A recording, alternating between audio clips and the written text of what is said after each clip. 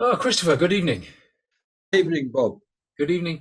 We have a Verdi on the near horizon, a couple of months away, I think. That's right, yes, in middle of June.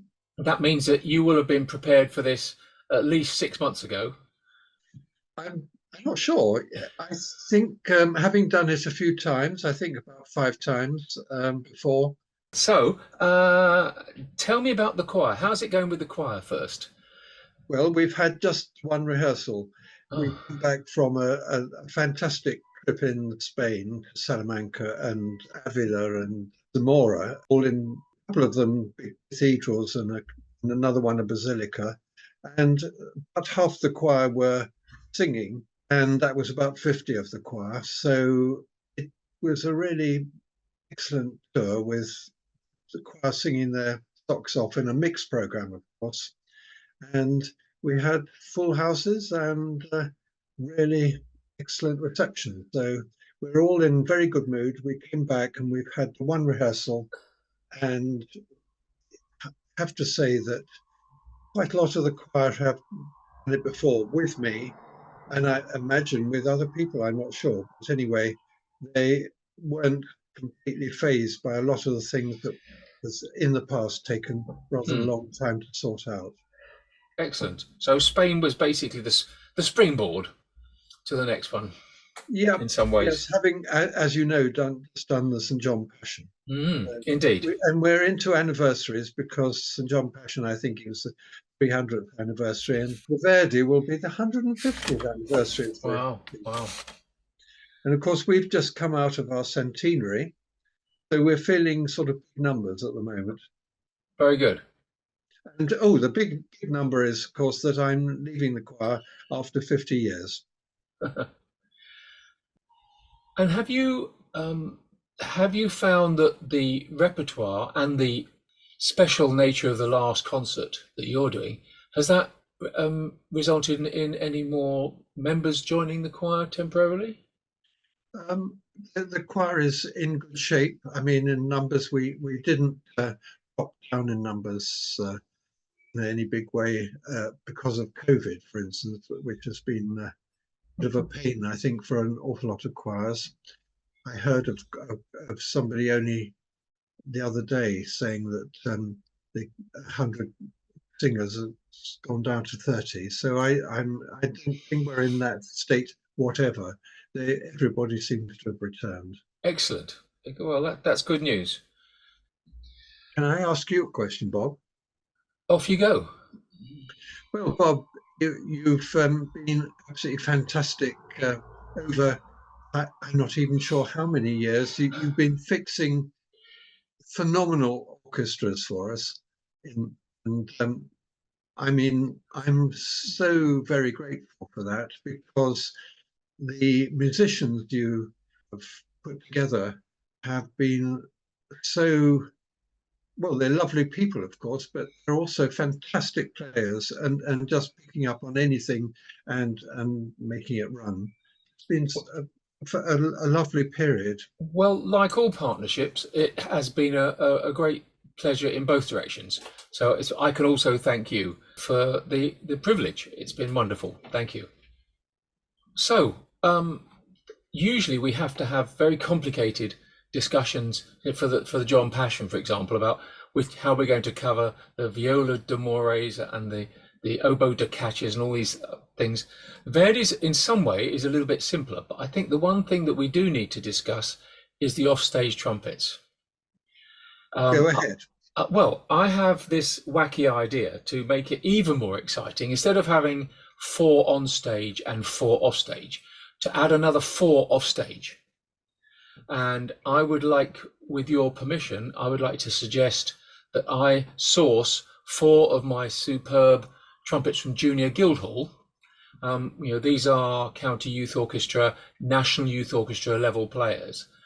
Um, to boost the offstage group.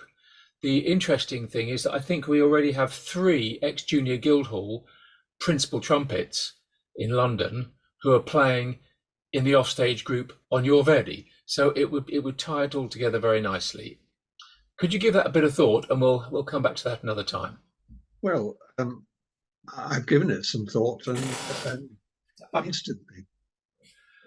so what else is in your mind about this? How the soloists going? Have you got some nice people? We've got phenomenal soloists, yes. Really good set, really You, good. I mean, it is in its very nature operatic, isn't it?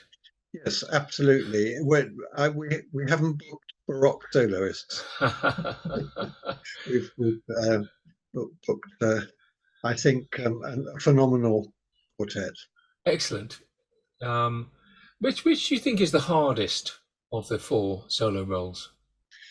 I would say they're absolutely equal.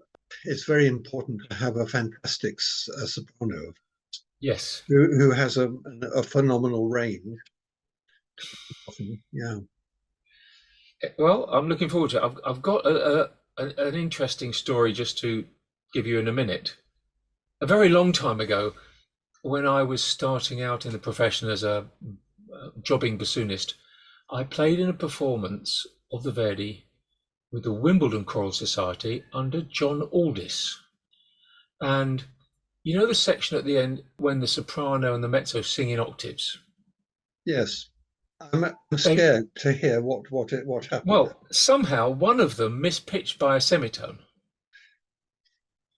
And remarkably and unbelievably, they both carried on stalwartly with their own pitch. So it was I can't remember. It's a long time ago, but it would either be a minor ninth or a seventh, Uh, all the way through. I can't. I don't want to hear this.